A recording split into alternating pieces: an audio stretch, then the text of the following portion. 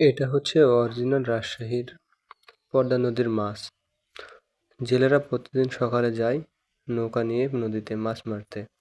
তারা এই ধরনের জাল ফেলে আর এই মাছগুলো সাধারণত কেজি প্রতি 350 থেকে 400 টাকা বিক্রি হয়। এই মাছগুলো দেখতেও যেমন খুব সুন্দর, খেতেও অনেক মজাদার। তাই যারা এই ধরনের টাটকা মাছ খেতে পছন্দ করেন তারা চাইলেই রাজশাহী ক্যাডেট কলেজে গিয়ে বাজারের উপর খোঁজ করলেই মাছের আড়ত দেখতে পাবেন বা পেয়ে যাবেন। এখানে রয়েছে বিভিন্ন রকমের মাছ, যে মাছগুলোর হয়তো নাম আমি ঠিকঠাক জানিও না। তবে দুই একটা মাছ আমি দেখেছি, যে বেলে মাছ আর একটা পাতাশি মাছ। তাছাড়া যে সকল মাছগুলো ছিল এই মাছগুলোর নাম আমার ঠিক জানা নেই।